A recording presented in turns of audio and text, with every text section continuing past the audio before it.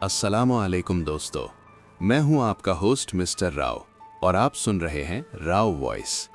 तमाम तारीफ अल्लाह ताला के लिए है। उम्मीद है आप सब खैरियत से होंगे।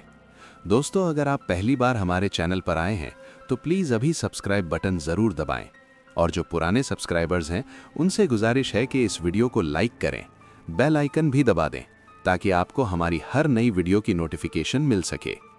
आज मैं आप सबके लिए दो बहुत ही हैरत अंगेज और खौफनाक कहानियां लाया हूं। पहली कहानी है एक ऐसी औरत की जिसने जिन्नात के लिए मिठाइयां बनाकर अपनी जिंदगी बदल दी, और दूसरी कहानी है एक नौजवान की जो ऑनलाइन ट्यूशन देने गया और जिन के घर पहुंच गया। ये दोनों कहानियां बिल्कुल सच्ची हैं, तो सुनिए ये डर भरी दास्तानें। लेकिन याद रहे, अगर आप अकेले हैं तो किसी को साथ बिठा लें। पहली कहानी शुरू होती है। ये कहानी कश्मीर की रहने वाली बानो बेगम की है। ये वाकया 1970 की दशक का है। ये कहानी मुझे मुबीन अंसारी ने भेजी है, जो कश्मीर से हैं। उनके अपने ख़ानदान में ये वाकया हुआ था और उन्होंने खुद अपनी आंखों से कुछ हिस्से देखे थे। बानो बेगम एक अकेली बेटी थी अपने वालिदैन की। वो अपने ज़माने की बहुत खूबसूरत औरत थीं। उनकी शादी 15 साल की उम्र में हो गई थी। उनके शौहर मोहम्मद गुलाम नबी कपड़ों पर कारीगरी का काम करते थे। अल्लाह ने उन्हें 2 बेटों की नेमत दी जो एक साथ पैदा हुए थे, मतलब ट्विंस थे। लेकिन किस्मत को कुछ और मंजूर था। जब बानो बेगम सिर्फ 20 साल की थीं और उनके बेटे 5 साल के थे तो उनके शौहर का इंतकाल हो गया। बानो बेगम जवान बेवा बन गईं। उनकी मालियात हालत बहुत ख़राब थी। उनके पास अपना घर तक नहीं था। वो किराए के एक कमरे में रहती थीं। इद्दत गुजरने के लिए वो अपने वालिदैन के घर चली गईं, लेकिन यहाँ भी तकदीर ने उनका साथ नहीं दिया। उनके शौहर के इंतकाल के 2 महीने बाद उनके वालिद का भी इंतकाल हो गया। माँ और बेटी दोनों बेवा हो गईं। उनके वालिदैन भी बहुत गरीब थे। ना घर था, ना काम, ना पैसा। सख्त गुर्बत में ज़िंदगी गुजरने लगी। रिश्तेदारों ने सिर्फ इद्दत तक उनका साथ दिया। धीरे धीरे सब दूर होने लगे। लेकिन फिर एक अजीब बात हुई। इद्दत ख़त्म होने के कुछ ही महीनों बाद अचानक बानो बेगम और उनकी माँ अमीर होने लगने, बहुत अमीर। सबसे पहले उन्होंने अपना घर खरीद लिया। उस ज़माने में किसी औरत का अपने नाम पर घर लेना, वो भी इतनी जल्दी, कोई आम बात नहीं थी। फिर कश्मीर के मीरपुर में एक बड़ा हवेली बना। लोग हैरान थे, क्या हो रहा है, कहाँ से आ रहा है पैसा। मोहल्ले वालों ने कुछ अजीब चीज़ें नोटिस करना शुरू की। उन्होंने देखा कि रात के 12 बजे के बाद उस हवेली में मर्द आने शुरू हो जाते, और जब फज्र की अजान होती तो सब चले जाते। अक्सर एक बड़ी घोड़ा गाड़ी भी दिखाई देती जिसमें बानो बेगम बैठी नजर आती। लोगों ने पूछा, ये लोग कौन हैं? उन्हें बताया गया कि ये सब मर्द हैं। आज तक कोई औरत नहीं दिखी। कोई महफिल, कोई जश्न नहीं होता, लेकिन हर रात ये सिलसिला चलता रहता। अब आप जानते हैं कि ऐसे में लोग क्या कहते हैं। लोगों ने बानो बेगम के बारे में गलत बातें कहना शुरू कर दी। उन्हें बुरा कैरेक्टर कहने लगे कि इस माँ बेटी को यहाँ से निकाल देना चाहिए। एक दिन मोहल्ले वाले इकट्ठे होकर बानो बेगम की हवेली के बाहर पहुँच गए। उन्होंने आवाज़ें लगाईं, घर से बाहर निकलो, हम तुम्हें यहाँ नहीं रहने देंगे। लेकिन बानो बेगम ने दरवाज़ा नहीं खोला। लोग वापस चले गए। अजीब बात यह थी कि इतनी बड़ी हवेली, लेकिन दिन में कोई नौकर या मुलाजिम नज़र नहीं आता था। लेकिन रात को हवेली साफ सफाई होती दिखाई देती, फर्शें धुलाई जाती, आंगन में कीमती पत्थर थे। लेकिन दिन में हवेली में कोई गार्ड नहीं होता, रात को सब मौजूद होते। कुछ दिनों बाद मोहल्ले वाले दोबारा आए। इस बार उन्होंने बानो बेगम और उनकी माँ को दरवाजे की दूसरी तरफ खड़े देखा। उन्होंने सुन लिया कि लोग क्या कह रहे हैं, लेकिन जवाब नहीं दिया। तब लोगों ने गुस्से में पत्थर और कंकर उस हवेली पर फेंकना शुरू कर दिए। बानो बेगम अपनी माँ को अंदर ले गईं, कुछ नहीं कहा। उस रात हर आदमी और लड़का जो उस हवेली पर पत्थर फेंक कर आया था, उनके साथ अजीब वाकयात हुए। किसी के साथ ये हुआ कि वो अपनी चारपाई पर सो रहा था कि अचानक चारपाई हवा में उठी, घूमी और ज़मीन पर दे मारी गई। किसी ने देखा कि एक काली चीज़ उसके कमरे में ऊपर से घूम रही है, जिसके 2 लाल आंखें हैं। एक और शख्स ने देखा कि एक बड़ा सफ़ेद सांप उसके सीने पर बैठा है। वो उठ नहीं पा रहा, हिल नहीं पा रहा। एक और को लगा कि उसकी चारपाई के आसपास आग लग गई है। एक लड़के ने देखा कि कोई चीज़ उनके मेन गेट से आई और खिड़की से निकली, और वो सब देख रहा था। सुबह जब सब लोग इकट्ठे हुए तो सब ने अपनी अपनी कहानी सुनाई। सब डर गए थे। अब सब समझ गए कि ये सब कुछ बानो बेगम से जुड़ा हुआ है। लोगों ने मशहूर कर दिया कि बानो बेगम और उसकी माँ काले जादू करती हैं। उन्होंने बदला लिया है हमसे। बानो बेगम, उनकी माँ और बच्चे कभी भी घर से बाहर निकलते हुए नजर नहीं आए। हाँ, रात को बानो बेगम अक्सर एक घोड़ा गाड़ी में बैठी जरूर दिखाई देती। मोहल्ले वाले अब बानो बेगम से डरने लगे। उस हवेली में रात को मिठाइयाँ बहुत बनती थीं, इतनी खुशबूदार के पूरे मोहल्ले में महक फैल जाती। हर कोई महसूस करता। उस मोहल्ले में एक बुजुर्ग शख्स थे, मोहम्मद अब्दुल्लाह नाम के। वो 80 से 85 साल के थे। उन्होंने कहा कि मुझे पहले से पता था कि ये जिन्नात का घर है, लेकिन मैं ये जानना चाहता था कि आखिर मामला क्या है। एक दिन तहज्जुद के वक्त उन्होंने देखा कि बानो बेगम एक बुर्का पहने घोड़ा गाड़ी में बैठी हैं और उनके साथ एक आदमी था। वो बहुत लंबा और चौड़ा था, तकरीबन 65 फुट, लेकिन उसके हाथ बहुत अजीब थे, काले और छोटे, जैसे किसी जानवर के। उस बुजुर्ग ने उस गाड़ी के पीछे चलना शुरू किया। गाड़ी धीरे धीरे जा रही थी। कुछ दूरी पर वो कश्मीर के कोटली इलाके में पहुंच गए। वहां दरख्त के बीच में एक बहुत बड़ी और शानदार हवेली मिली। वो चुपचाप उस हवेली के अंदर चले गए। जैसे ही अंदर गए, देखा कि बानो बेगम का बहुत इज्जत और एहतराम से इस्तकबाल हो रहा है। वहां मर्द और औरतें थे। हर एक की लंबाई तकरीबन 8 फुट थी। वहां किसी की शादी की महफिल चल रही थी। सुंदर लोग, लेकिन हर एक में कोई न कोई जिस्मानी खराबी थी। किसी की एक टांग छोटी, दूसरी लंबी, किसी का एक हाथ छोटा, दूसरा बड़ा, किसी के कान बहुत लंबे, औरतों के बाल जमीन तक लंबे थे, लंबी उंगलियां और कीमती अंगूठियां। अचानक उस बुजुर्ग को लगा जैसे किसी ने उनके कंधे पर हाथ रखा हो। वो डर गए, लेकिन उन्होंने अपने दिल में कुरान पाक पढ़ना शुरू कर दिया। फिर एक भारी आवाज आई। उसने कहा, मोहम्मद अब्दुल्ला, अगर तुम यहाँ खड़े हो तो हमने ही तुम्हें यहाँ बुलाया है। बिना हमारी इजाजत के कोई हमारी दुनिया में नहीं आ सकता। हमने देखा कि तुम गाड़ी के पीछे आ रहे थे। तुम एक नेक बंदे हो। तुम जानते हो कि हम भी अल्लाह की मखलूक हैं, इंसानों की तरह। उस आदमी ने बताया, देखो वो लोग जो मिठाइयाँ बना रहे हैं, वहाँ बानो बेगम भी थीं।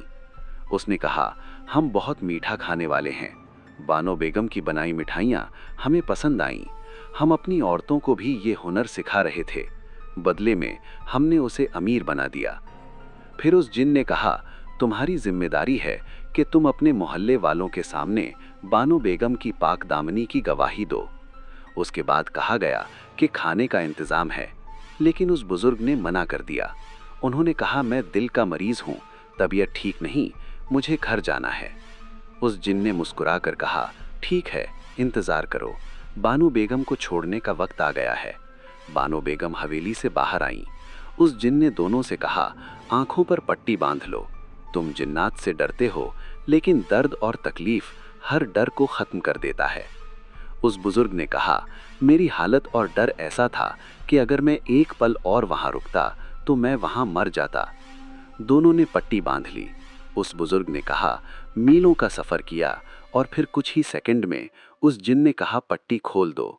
जब खोली तो दोनों बानो बेगम की हवेली के बाहर खड़े थे। उस जिन ने अल्लाह हाफिज कहा और जब वो मुड़े तो वो नहीं था, सिर्फ खामोशी और अंधेरा। बानो बेगम ने एक शब्द नहीं कहा। दोनों अपने अपने घरों की तरफ चले गए। जुम्मे की सुबह खुतबे के बाद मोहम्मद अब्दुल्ला ने मस्जिद में बैठकर बानो बेगम की पाक दामनी की गवाही दी और कहा कि आज के बाद कोई भी उस अल्लाह की बंदी के बारे में गलत बात नहीं करेगा। उस बुजुर्ग की बात का बहुत एहतराम किया गया। वो मुफ्ती के दर्जे के थे। इसके बाद मोहल्ले वाले डर के मारे बानो बेगम से नहीं मिलते थे, लेकिन किसी ने बुरी बात नहीं की। बानो बेगम की कहानी ये है कि एक रात वो अपने वालिदैन के घर मिठाइयाँ बना रही थीं, एक टूटी हुई खिड़की के पास बैठकर। बारिश की रात थी। खुशबू ने एक जिन को इतना दीवाना कर दिया कि वो एक ग्राहक बनकर उनके घर आया। यहीं से ये सब शुरू हुआ। बानो बेगम हर दूसरे तीसरे दिन मिठाइयाँ बनाती। पहले तो उन्हें पता नहीं था, लेकिन जल्दी ही उन्हें एहसास हो गया कि जिनके लिए वो बनाती हैं वो जिन्नात हैं। उन रूहों ने कहा कि तुम किसी को हमारा जिक्र नहीं करोगी। यही वजह थी कि बानो बेगम और उनकी माँ किसी से नहीं मिलती थीं। पहले तो वो डर गईं, लेकिन बदले में जो मिलने लगा उसने डर को पीछे छोड़ दिया। बानो बेगम के पास दीन का काफ़ी इल्म था। वही इल्म उन्होंने अपने दोनों बेटों को दिया। बाद में वो आलिम दीन बने। फिर बानो बेगम की माँ का इंतकाल हुआ। कहते हैं कि उनके जनाजे में इतना हुजूम था, सब जिन थे जो इंसानों की शक्ल में आए थे। उसके बाद बानो बेगम अपने दोनों बेटों के साथ यूके चली गईं। उनका एक बेटा आलमुद्दीन उनके साथ रहता है। वो अब बहुत बुजुर्ग है, सिर्फ इबादत में वक्त गुजारता है। उनकी हवेली अभी भी कश्मीर में है, लेकिन कोई वहाँ नहीं रहता। मेरे दादा अब्बू कहते हैं कि बानो बेगम की हवेली, जो अभी भी आज़ाद कश्मीर मीरपुर में है, जिन्नात उसकी हिफाजत करते हैं।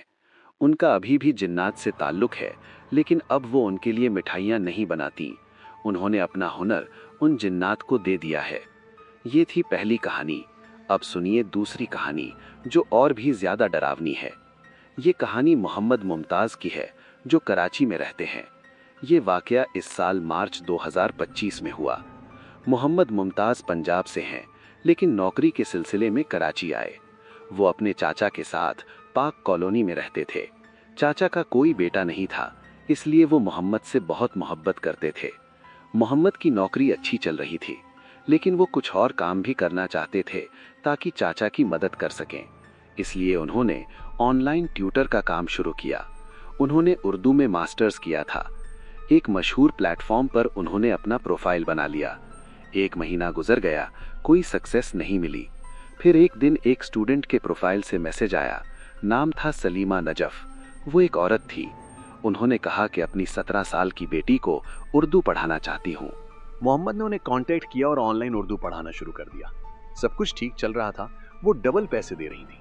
मोहम्मद बहुत खुश था। जब पहली बार वीडियो कॉल पर मिली तो वो 17 साल की लड़की थी। उसका चेहरा बहुत अजीब था, रंग काला भूरा। अल्लाह ने हर किसी को खूबसूरत बनाया है, लेकिन वो लड़की जो थी, उसे बदसूरत कहना गलत नहीं होगा, अल्लाह माफ करे। वो एक कमरे में बैठी होती। रात 10 से 12 बजे का वक्त फिक्स था। वो स्कूल जाती थी, लेकिन ट्यूशन नहीं। वीडियो कॉल पर वो और उसकी माँ दोनों मौजूद होती थी। उसकी माँ उसे लगातार देखती रहती, सिर्फ जरूरत के मुताबिक बात करती, फिर खामोश हो जाती। और हैरत की बात यह थी कि जितनी बदसूरत बेटी थी, उतनी ही हसीन माँ थी। वो कभी बेकार की बातें नहीं करती थी, लेकिन कुछ ऐसा था जो मोहम्मद के दिल को बेचैन कर देता था। सिर्फ 4 दिन पढ़ाया था कि एक दिन सलीमा की माँ ने कहा, मैं तुम्हें एक जरूरी बात कहना चाहती हूँ। तुम अच्छे और ईमानदार इंसान लगते हो। तुम्हें मैं अपनी नौजवान बेटी के लिए खास पाया। अगर मुमकिन हो तो हमारे घर आकर पढ़ाओ। फिर उन्होंने ईमेल में एक एड्रेस भेजा, PECHS graveyard society, cemetery block 2। Mohammed थोड़ा हैरान हुआ, लेकिन ऑफर बुरा नहीं लगा और ज्यादा पैसे भी मिल रहे थे। 5 दिन बाद फिक्स डेट पर मोहम्मद वहां पहुंच गया। ब्लॉक 2 में एक घर तकरीबन 20 से 25 साल पुराना था। दरवाजा खटखटाया। उन्होंने कहा था कि मगरिब के बाद आना। मोहम्मद ने पहले ही कह दिया था कि इतनी देर तक किसी और के घर में रहना ठीक नहीं, और बच्ची के भाई या बाप से मिलना जरूरी है, वरना मैं अंदर नहीं आऊंगा। वो दिन जुमेरात का था। शाम के वक्त वो उस घर के सामने खड़ा था। अंदर गया। घर की तकरीबन सारी लाइट्स जल रही थी। एक पुरानी 1 मंजिला घर जिस पर बड़ी छत बनी हुई थी। क्या बताऊं, वहां बहुत अजीब लग रहा था। टेम्परेचर बहुत ठंडा था। पूरी खामोशी थी। दिल घुटन से रुकने वाला था। मोहम्मद की आदत थी कि 4 कुल और आयतुल कुर्सी पढ़कर हाथ धो के ही घर से निकलते थे। वो खड़े थे कि दरवाजा खुला। एक बहुत लंबा आदमी, लेकिन उसकी पूरी कमर आगे झुकी हुई थी। अक्सर बुजुर्गों में हड्डी झुक जाती है, उसी तरह उस बुजुर्ग की थी। वो अपनी गर्दन ऊपर नहीं उठा सकते थे, बस जमीन देखकर बात कर रहे थे। उन्होंने कहा, अंदर आओ। फिर कहा, सलीमा मेरी नवासी है। मोहम्मद अंदर गया। घर का अंदर का नक्शा अजीब था। एक लॉबी थी जिसके लेफ्ट साइड पर ड्राइंग रूम था। थोड़ा आगे बहुत बड़ा टीवी लाउंज, एक तरफ किचन और उसके बगल में एक दरवाजा खुला था जो छत या टेरेस पर जाता था। टीवी लाउंज के राइट साइड किचन थी और दूसरी तरफ कई कमरे थे जिनके दरवाजे बंद थे। मोहम्मद टीवी लाउंज में खड़ा था, जहां से पूरा घर दिख रहा था। वो बुजुर्ग आगे बढ़ रहे थे, मोहम्मद उनके पीछे। अभी तक ना तो सलीमा दिखी थी, ना उसकी माँ। अचानक वो बुजुर्ग रुक गए। बहुत सीरियसली और गुस्से से देखा। आंखें फाड़कर इशारा किया कि मीटिंग पीछे है, जैसे वो बहुत नाराज हों। मोहम्मद भी एम्बैरेस हो गया। फिर अचानक उसी किचन के बगल वाले दरवाजे से, जहां से छत पर जाते हैं, एक आदमी निकला। वहां पहले कोई नहीं था। ये आदमी बहुत छोटा था। उस बुजुर्ग की लंबाई 6 या 6.5 फुट थी और ये आदमी सिर्फ 4 फुट का था। उसने मोहम्मद को ड्राइंग रूम में ले गया, सलाम किया और बस इतना कहा, अपनी तरफ इशारा करके, मैं नौकर हूं, बैठ जाओ। और कुछ नहीं कहा। मोहम्मद सोफे पर बैठ गया। पूरे घर में सफेद चादरें पड़ी हुई थी। सोफे पर, डाइनिंग टेबल पर, ड्राइंग रूम में जो तस्वीरें या घड़ियां थीं वो भी सफेद चादरों से ढकी हुई थी। खिड़की पर भी सफेद पर्दे थे। अंदर बहुत धीमी लाइट्स जल रही थी। सारी अंदर की लाइट्स चमक रही थी। मोहम्मद को एक अजीब डर लग रहा था। दिल तेज धड़क रहा था। खिड़की के बाहर एक बड़ा दरख्त था जिसकी शाखें खिड़की से अंदर ड्राइंग रूम तक आ रही थी। वो घर, वो मीटिंग, सब कुछ से डर लग रहा था। मोहम्मद ने लड़की को पढ़ाना शुरू किया। वो दिखने में वीडियो कॉल से भी ज्यादा पुरानी लग रही थी। उसकी लंबाई भी तकरीबन 6 फुट थी। लंबे काले बाल कमर तक लटके हुए। जब वो अंदर आई तो उसके हाथ में बैग था। मैंने कुछ नहीं कहा, ना उसने। बस मैं उसे पढ़ाता रहा। पूरी क्लास के दौरान वही अजीब बेकरारी महसूस होती रही। आधा घंटा गुजरा तो उसी नौकर ने एक कप चाय लाया। मोहम्मद ने नहीं पी। वो आमतौर पर शाम को चाय नहीं पीते और उस शाम उनकी तबीयत बहुत खराब थी। 2 घंटे बाद मोहम्मद वहां से निकले और सीधा पार्क कॉलोनी अपने चचा के घर पहुंचे। जैसे ही घर पहुंचे शदीद बुखार आ गया, हालत खराब, चक्कर, उल्टी। चाची घबरा गई। क्या हुआ, क्या मसला है? जब मोहम्मद ने बताया तो चाची डर गई। उन्होंने फौरन कहा, तुम अब वहां मत जाना, उस लड़की से बात भी मत करना। मोहम्मद ने कहा, चाची वहां ऐसा कुछ नहीं है, शायद कुछ फैमिली मेंबर्स और उनके घर का माहौल अजीब है। चाची ने कहा, ठीक है, लेकिन तुम्हारी तबीयत इतनी खराब क्यों है? हकीकत ये थी कि मोहम्मद की हालत वाकई बहुत बुरी थी। चाची उन्हें सीधा हॉस्पिटल ले गई। डॉक्टर आए, पूरा चेकअप किया और कहा कि सारी रिपोर्ट्स क्लियर हैं, लेकिन जो हालत तुम बता रहे हो ये दिमाग में ऑक्सीजन की कमी से होता है। डॉक्टर ने कहा, ये अक्सर तब होता है जब कोई शख्स जमीन की बहुत गहराई में घुटन भरी जगह जाता है या किसी बंद माहौल में। कभी आसमान की ऊंचाई से या जमीन की गहराई से भी होता है। तुम्हारे लिए ये जगह ठीक नहीं, तुम ऐसे जगहों पर मत जाओ। लेकिन मोहम्मद कभी ऐसी जगह पर गया ही नहीं था, न जमीन के नीचे न आसमान की ऊंचाई पर, बस उसी घर से आया था। यह हालत पहली बार जिंदगी में हुई थी। चच्ची ने मामले की नजाकत समझकर खामोशी इख्तियार कर ली और इतनी परेशान थी कि उन्होंने पीर साहब को घर बुलाया। मोहम्मद सुबह डिस्चार्ज हुए। अगले दिन पीर साहब उनके कमरे में खड़े थे। उन्होंने कहा कि वो भी हैरान हैं। पीर साहब ने कहा, यह घर जिन्नात का घर है, जिससे भी मिले, जिसे भी देखा, सब जिन थे। पीर साहब ने बताया कि उनके मौक्किलात ने उन्हें ये सब बताया है। उन्होंने ये भी कहा कि वहां कोई इंसान नहीं रहता। पीर साहब ने यह भी कहा कि उन जिन्नात ने इसे कोई नुकसान नहीं पहुंचाया, ना ही अपनी असली शक्ल में सामने आए, क्योंकि इसने आयतुल कुर्सी और कुरान की आयतें पढ़नी शुरू कर दी थीं। यही वजह है कि ये वहां से महफूज वापस आया। ये सुनकर मोहम्मद चौंक गए। वही हालत फिर से हो गई। जिस्म शर्मिंदा महसूस कर रहा था। ब्लड प्रेशर इतना कम हो गया कि कमरे में बेहोश होकर गिर गए। करीब के डॉक्टर को बुलाया गया। पीर साहब भी मौजूद थे। मोहम्मद का मेडिकल और रूहानी दोनों इलाज हुआ। कुछ दिनों बाद वो ठीक हुए, लेकिन 1 हफ्ते बाद जब उन्होंने अपना बैंक चेक किया तो जैज कैश से एक ट्रांजैक्शन दिखाई दी। किसी कलाम नाम के अकाउंट से पैसे आए थे। चचा को बताया तो उन्होंने कहा, ये पैसा खैरात कर दो। यही किया गया। बाद में जब होश में आए तो उस मशहूर प्लेटफॉर्म पर लॉगिन किया, लेकिन वहां सलीमा नाम का कोई प्रोफाइल नहीं था। अपना खुद का प्रोफाइल बिल्कुल क्लियर था, जैसे कुछ हुआ ही ना हो। इसके बाद 3 और लोगों ने मुख्तलिफ आईडीज से कांटेक्ट किया, लेकिन मोहम्मद इतने डर गए थे कि किसी से बात नहीं की। आखिर में उन्होंने उस प्लेटफॉर्म को ही छोड़ दिया। आज भी जब वो उस खौफनाक रात के बारे में सोचते हैं तो रोंगटे खड़े हो जाते हैं। उन्हें यकीन नहीं हुआ कि वो सिर्फ जिन्नात से मिले ही नहीं, बल्कि उनके घर गए और वहां देर तक बैठे भी रहे। ये उनकी जिंदगी का ऐसा तजुर्बा था जिस पर लोग शायद यकीन न करें। वो खुद भी पहले इन चीजों में यकीन नहीं करते थे, लेकिन जब उनके साथ ये सब हुआ तो उनकी सोच और जिंदगी में जिन्नात के बारे में नजरिया बदल गया। ये लोग भी टेक्नोलॉजी इस्तेमाल करते हैं, हमारी तरह उनके भी मसाइल हैं, वो भी पढ़ते हैं। मोहम्मद ने कहा, चाहे लोग मेरा मजाक उड़ाएं, लेकिन मैं जो कुछ शेयर कर सकता हूं वो यही है जो मेरे साथ हुआ, वो भी 2025 में। उन्होंने एक और बात बताई। उन्होंने 10 दिन पहले एक दोस्त से उस घर के बारे में जाना। दोस्त ने बताया कि मोहल्ले वाले कहते हैं कि ये घर एक ओवरसीज पाकिस्तानी का है, जो कभी कभी साल में 1 या 2 बार आता है, 15-20 दिन टिक कर वापस चला जाता है। बाकी साल घर बंद रहता है। महीने में 1 बार गार्ड आता है, घर चेक करता है और चला जाता है। इसके अलावा किसी ऐसी जिन्नात की बात वहां नहीं होती। पीर साहब ने भी कहा था कि जिन्नात यहां आकर बस गए हैं, मतलब पहले नहीं थे, लेकिन खाली घर पकड़ वहां बस गए। और शायद घर के मालिक को भी इस बात का पता नहीं, सिर्फ वहां रहने वाले मोहल्ले वाले जानते हैं। अगर ये घर पहले से मशहूर होता तो बहुत लोगों को पता होता, लेकिन ऐसा नहीं था। हाँ, एक और बात याद आई मोहम्मद को। जिस दिन उन्हें पैसे ट्रांसफर हुए वो उनके 5 दिन की फीस थी। ये अमाउंट उनके साथ फिक्स हुआ था और उस बुजुर्ग आदमी ने ख्वाब में आके मुस्कुराते हुए कहा, ये तुम्हारी फीस है, परेशान मत हो। फिर वो चले गए और दोबारा कभी ख्वाब में नहीं आए। ये थी मोहम्मद की पूरी कहानी। दोस्तों, ये थी आज की 2 खौफनाक कहानियां।